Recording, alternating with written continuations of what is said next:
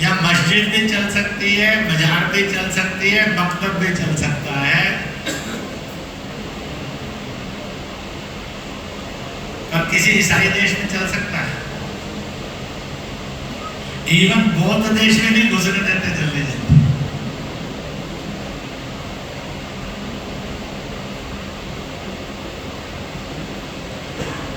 तो इसलिए इसको समझना। मैं कह रहा था कैसी अजीब मानवता है।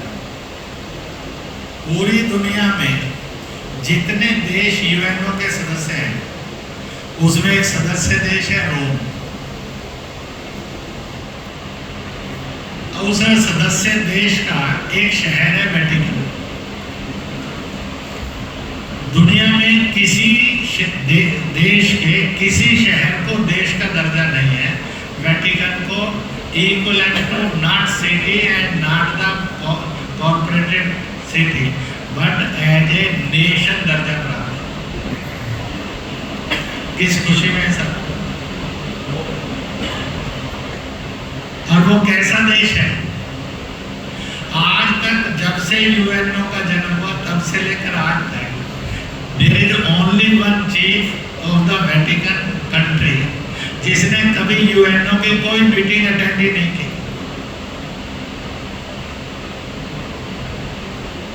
और वो कैसा अजीब देश है और शहर है जिसमें किसी भी दूसरे धर्म का कोई भी एक आदमी नहीं रहता गलती से। और ऐसा अजीब देश है एक ही भाषा के लोग रहते हैं और एक ही धर्म के, वो भी केवल कैथोलिक रहते हैं, प्रोटेस्टेंट ईसाई भी नहीं रह सकते।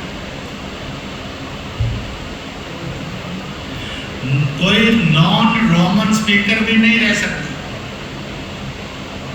अब लोग कहते हैं कि pope is the best model of humanity, जिसको 1 घंटा भी सब जातियों के साथ, भाषाओं के साथ, धर्मों के लोगों के साथ रहने का जीवन में एक्सपीरियंस नहीं, वो मानवतावादी है। आप सब जो रोज इतने जातियों में, भाषाओं में, धर्मों के साथ जीते हैं, आप सब अमानवीय हैं।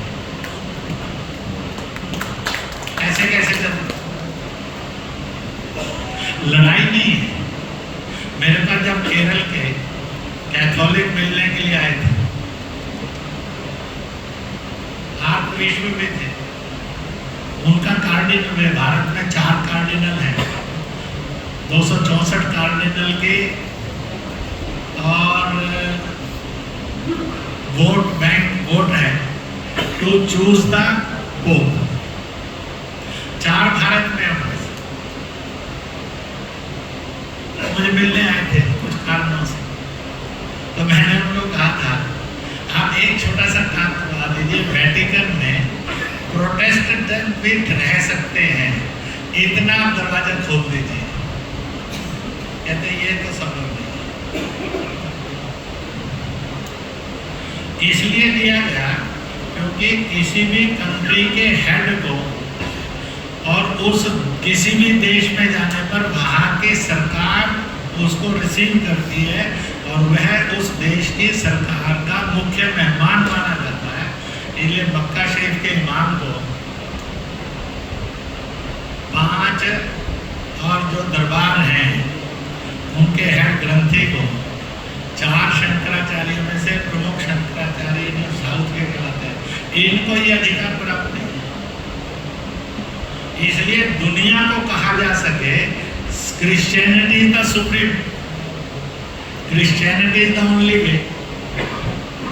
तो आप इतनी सारे के साथ इतना बड़ा क्रूर मजाक करें मानवता के साथ और मुझे और आपको झूठ बढ़ाकर झूठ कहलाते रहे और हम करते रहे, ये पाप के साथ स्वर्ग कौन देगा?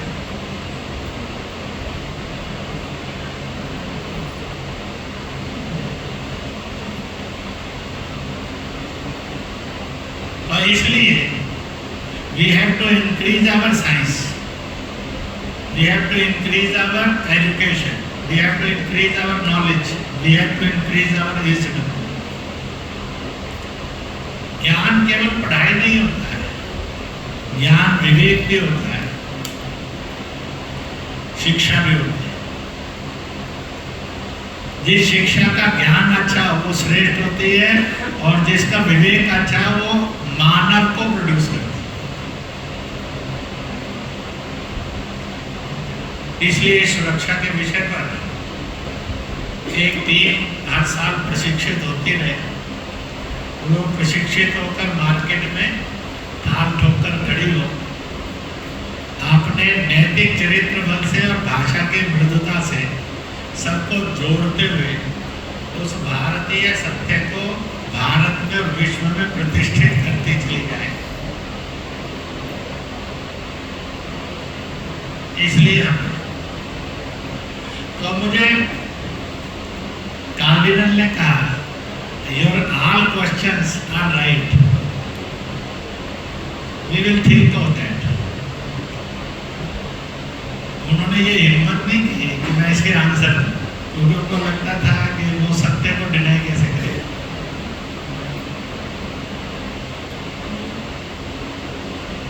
हम पढ़ लिख गए हैं इसलिए बड़े ज्ञानी हो गए हैं, बिल्कुल नहीं। शिक्षित हो गए, ज्ञानी होना भी कायम है और मानवीय होना भी और जरूरी है।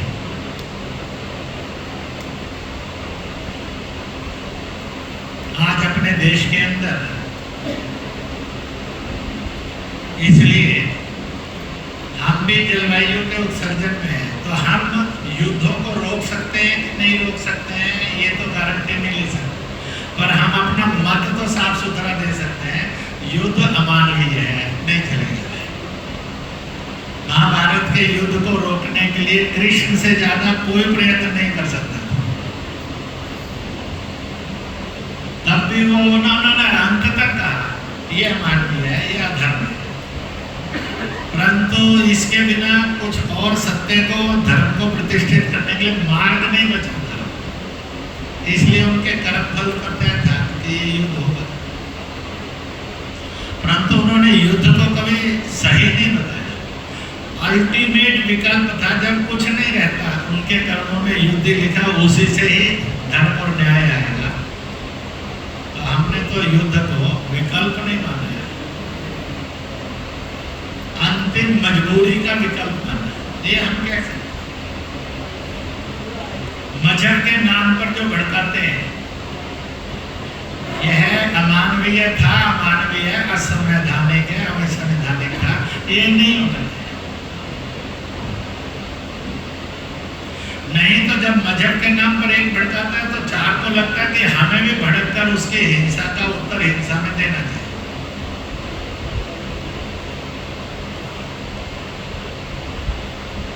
इसलिए आप गोश्त खाना छोड़ दिए, बाकी इतने मांस खाते रहिए,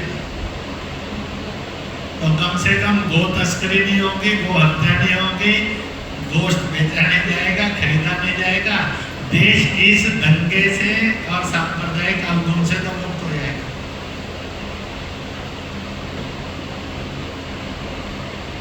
वो कहेंगे हमें स्वाद के लिए चाहिए, तो और इतनी चीजें ना कर ले। निजाम हैदराबाद, उनकी दो तरह की औलाद होती है, एक कानूनन वैध होती है, एक मौज मस्ती की औलाद कहा जाता है। वहाँ लिखित उनके ड्रामे कि ये 80 बच्चे जो हैं, ये औलाद है, ये 80 है मौज मस्ती के, दास दासियों से।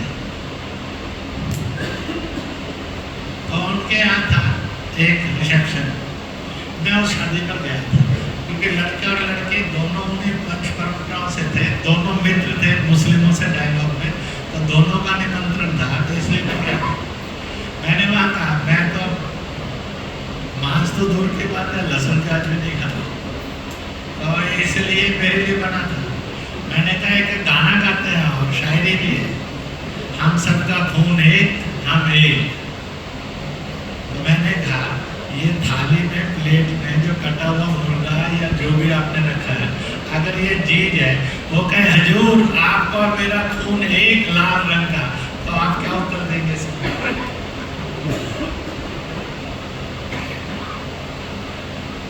तो उनको समझ में आ गया। मैंने कहा या तो ये शायरी बदल दो या फिर अपनी जीभ का स्वाद ठीक करो।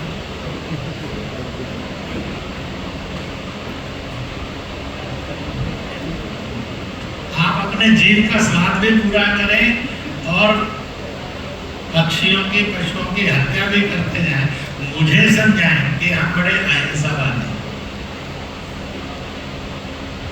ऐसा हिंसा नहीं चाहते। इसे हमें भी कुछ तो हिंसा का जन्म और जरा सी तो हम सब यहाँ पर आज जो प्रदूषण का इंडेक्स दुनिया में बढ़ रहा है, मैंने तो उसके 4-5 सीधे से चिन्हित करके आपको कारण बताए। बाकी आप पढ़ेंगे, सोचेंगे, लिखेंगे तो और ढूंढ लेंगे। हमारे बस में इनमें से कुछ जिन पर हम ठीक टिप्पणी कर सकते हैं, निसंकोच, जिसके लिए समाज को आह्वान कर सकते हैं। अब सामान्यता है, प्राणवायु बढ़नी चाहिए। बौद्धों से वृक्ष लगाने तो हमने कहा भाई बोधिसत्व लगा लो, सनातन लगाने थे चाहे पीपल लगा लो, पेड़ तो एक ही था ना। क्योंकि उनको बोधिसत्व पसंद है, क्योंकि भगवान तथागत बुद्ध को उसी पेड़ के नीचे बैठकर ज्ञान प्राप्त, इसलिए उन्होंने पीपल को नाम दे दिया धार्मिक बोधिसत्व वृक्ष। तो झगड़ा क्या करना? तो क्या हम ये तय कर सकते हैं कि फैंस का हर कार्यकर्ता अपना हैप्पी बर्थडे वृक्ष लगाकर मनाएगा?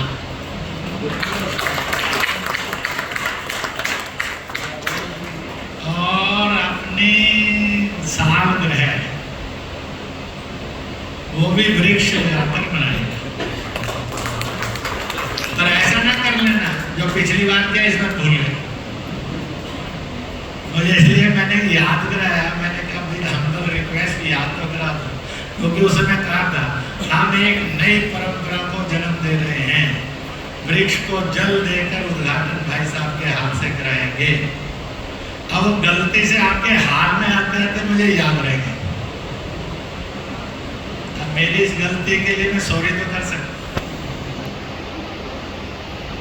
अपना और आपका और अपना पाप नहीं कर सकते, इसलिए मैंने सार्वजनिक किया। क्योंकि संकल्प लेना और घोषणा करना इसमें बहुत मजा आता है, क्योंकि ऐसी तालियां बजती है मन बाग हो जाता है। लोग कहते हैं बस इस बात पर तो इतनी तालियां बजी, पूछो ही नहीं सब। और हम भी फिर पूछते नहीं है, क्योंकि हम मालूम है तालियां बजने में ही चला गया, आगे गया। इसका जन्मना और इसका मरना दोनों एक साथ हो गए। तो it should be in memory, or it can be in memory only and only when it is in the duty, जब यह कर्म में होगा।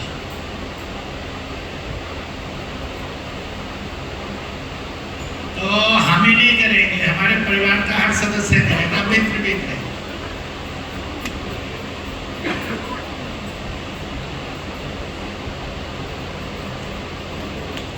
जिससे इतना कुछ मिलता है उसको खामखा में नष्ट नहीं करें।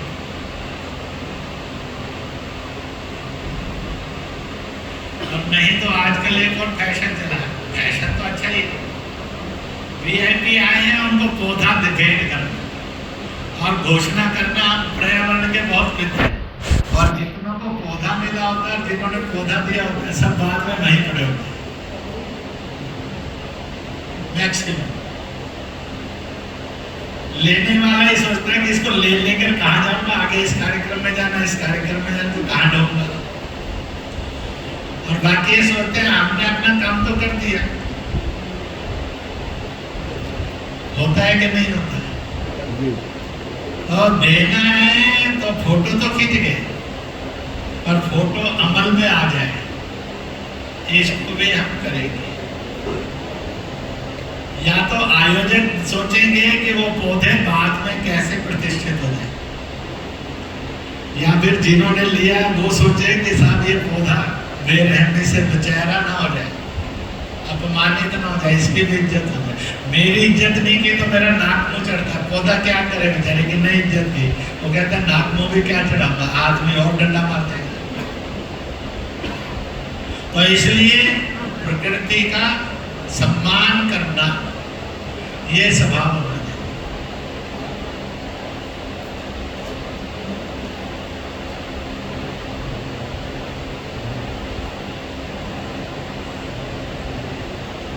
बचाना चाहिए।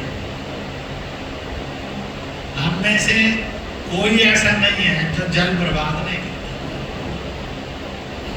मेरे सहित। और कब बर्बाद कर लेते हैं इसका पता भी नहीं लगता। बाथरूम में नहाने के लिए जाते हैं,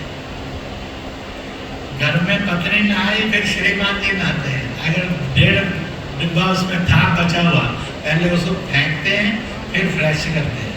तो पति को पत्नी का, पत्नी को पति का यूज के वो पानी भी पसंद नहीं है, फिर वो गले मिलकर कहते हैं I love you very much. अब भला क्या लव है?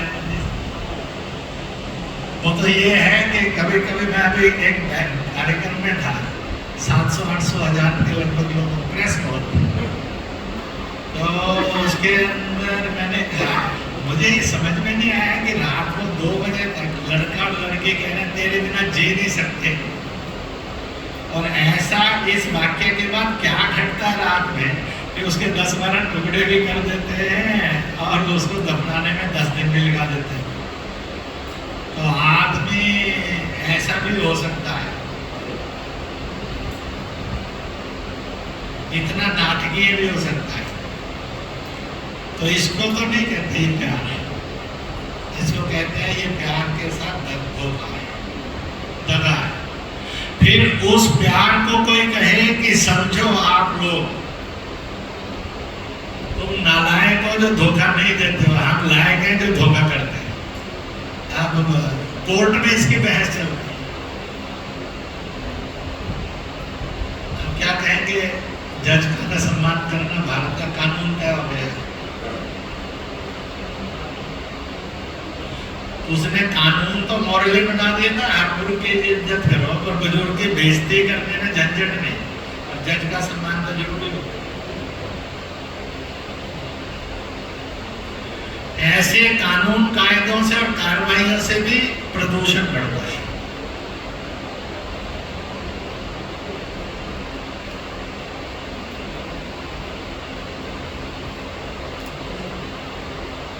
इसलिए भारत के सब धर्मों ने पहली प्रायोरिटी दी at every cost non violence, no for violence. हिंसा के लिए कोई जगह नहीं। अहिंसा की ताकत से हम दुनिया के अंदर विश्व गुरु कहलाए। हम हिंसा की ताकत से शासक नहीं बने दुनिया। There not even an inch of land in the world जहाँ हिंदुत्व ने, सनातन ने, इस भारतीयता ने अपने प्रकाश को ना फैलाया हो। कभी ये युग था, आज नहीं है, ये भी पता है। फिर नहीं हो सकता ये कहीं नहीं लिखा है। इसलिए हम विज्ञान की कॉन्फ्रेंस में जाएंगे तो विज्ञान की कॉन्फ्रेंस में भी हम मानवीय बिंदुओं को छूते हुए इस प्रदूषण के विरुद्ध आवाज उठाएंगे। हम ज्ञान की में जाएंगे तो वैज्ञानिक तर्क देते हुए वहां पर भी इस जलवायु प्रदूषण के विरुद्ध आवाज उठाएंगे। नहीं तो जिनेवा कॉन्फ्रेंस हर बार मानवीय जीवन मूल्यों को मोहर लगाती है और मानवीय जीवन मूल्यों का उपहास भी करवा देती है।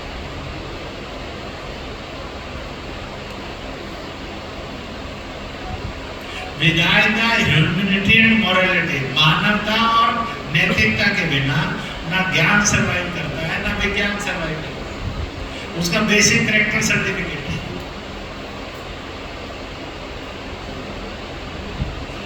इसलिए मैंने जब सम्माननीय मंत्री जी बोल रहे थे तो मैं उसको सुन रहा था, तो जिनेवा के इंटरनेशनल भारत सरकार के प्रधानमंत्री जी के वाक्यों में से मैंने कुछ सिलेक्ट करता गया और इसलिए मेरा नया भाषण तैयार हो। तो इसलिए अश्विनी जी को बहुत बधाई है कि उनके भाषण ने मेरा भाषण तैयार करा दिया। और आप सोचेंगे उनका भाषण और आपका भाषण, इसका मेल कैसे बिठा? क्योंकि बेमेल है नहीं, इसलिए मेल बिठाने का झंझट ही नहीं। मेल तो तब बिठाना होगा कि जब बेमेल होगा।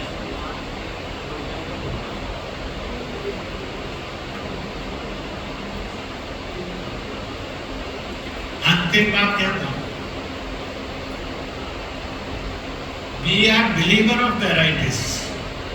हम विविधता के, अनेकता के, वेराइटीज के समर्थक हैं। हम यूनिफॉर्मिटी के नहीं, यूनिटी के समर्थक हैं। यूनिफॉर्मिटी का मतलब होता है सबको एक कपड़ा पहना, it is called as uniform. आप अलग अलग कपड़े पहन कर आएंगे तो लोग कहेंगे इनका कोई यूनिफॉर्म नहीं।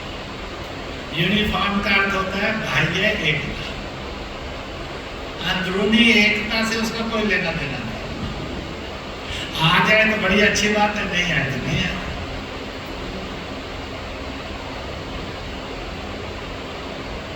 और इसलिए क्यों मानते हैं विविधताओं को, विभिन्नताओं को, वैराइटीज को हम क्यों पसंद करते हैं? क्योंकि they are full of fragrance, they are full of beauty. उसकी खुशबू, खूबसूरती और सुगंध अद्वितीय होती है वैराइटीज में। और दूसरा, वैरायटी हमेशा आप में भी रहेगा, फैमिली भी रहेगी और समाज भी रहेगा, देश भी रहेगा और विश्व भी रहेगा। Full of variety. एक घर में 5 भाई बहन है, सबकी शक्ल सूरत में फर्क रहेगा, यूनिफॉर्म नहीं हो सकता। स्वभाव में भी रहेगा। हो सकता है किसी का आयशा से लव अफेयर हो जाए, वो क्या कि चल वो उसको हिंदू भी बना सकता है, ये आधा मुसलमान भी हो सकता है।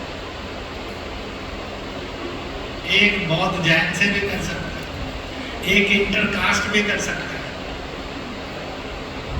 आप लड़ेंगे, पता नहीं घर संभलेगा कि घर बिगड़ जाएगा, दुख आएगा कि सुख आएगा। और इसलिए आने वाला युग महानतम वैरायटी से होगा, इतनी अधिक वैरायटी से होगा, ये भगवान कृष्ण ने महाभारत में बता दिया। इसलिए हर पांडव को कहते भाई 2, 4, 5 शादी कर ले, राक्षसी से भी कर ले, पहाड़ से भी कर ले, इस धर्म की भी कर ले, उस धर्म की भी कर ले। संतान मोरल होनी चाहिए।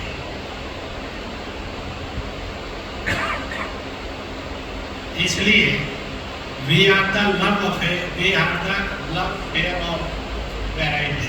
हम विविधताओं के उपासक हैं, उसके पसंद करने वाले लोग। और जब समाज विविधताओं का सम्मान करता है और प्यार करता है तो वह दुनिया को जोड़ने की ताकत रखता है, दुनिया को ठीक रास्ते पर ले जाने की ताकत रखता है। इसलिए हम में ही वो ताकत थी, है और रहेगी जब दुनिया को भारत से ही ये सारा ज्ञान मिलेगा, प्रकाश मिलेगा, खुशबू और खूबसूरती मिलेगी।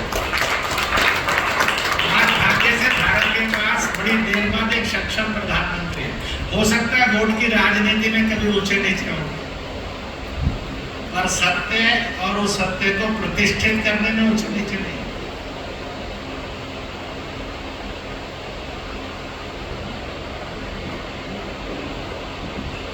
बहुत लोगों ने कहा था जब सीता को ले गए राम रोम कुछ नहीं है, फालतू का ढोस आ गया। इसलिए साल भर जो वो अंदरूनी उत्पीड़न था, बाह्य उत्पीड़न से भी पीड़ित थे, क्योंकि उनके प्रति का विश्वास जो समाज में बना था वो उखड़ना शुरू हो गया था। और उन्होंने सत्य का कर्म नहीं छोड़ा, कष्टों का रास्ता नहीं त्यागा, चलते गए।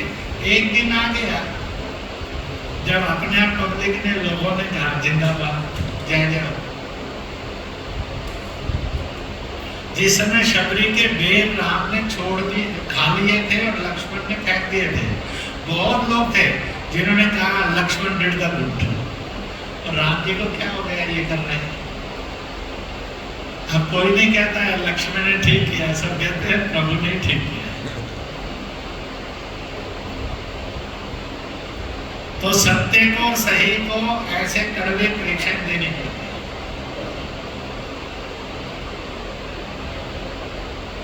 तो हम भी देंगे, पर समर्थ भारत, सुरक्षित भारत बनाएंगे और मानवता से ओतप्रोत विश्व बनाने के लिए हम जो जलवायु का और पर्यावरण का प्रदूषण है, इस पर अपनी स्टीम टिप्पणी करते हुए हुए इसके कार्यक्रम भी लेंगे। कोई बड़ी बात नहीं है। 47 से पहले किसी ने नहीं कहा था भारत का विभाजन हो जाए, ज्योतिषियों ने भी नहीं ज्यादा बताया था, और कुछ कुछ तो बोलते थे हो सकता है सर। अब कोई ज्योतिषी नहीं आकर कहता है कि और विभाजन बना रहेगा, अब जाने वाले। परंतु अब कुछ समय से लोग कहने लगे कि साहब मंदिर बन रहा है, 370 चला गया, योग दुनिया में आ गया, ये सारा विभाजन भी चला जाएगा। अजीब सारा कहते हैं हो सकता है, नथिंग इज इम्पॉसिबल। लोगों को लगता है कि दुनिया में लड़ाई करवाना और लड़ाई रोकने का धंधा, प्रॉपर्टी राइट अमेरिका का ही, या कभी रूस का था, कभी चीन का था। अब दुनिया को लगता है ये प्रॉपर्टी राइट उनके हाथ से छीन गया। अब ये प्रॉपर्टी राइट की दुनिया युद्ध मुक्त हो, ये भारत के पास चला गया नरेंद्र मोदी के द्वारा। अब हो गया,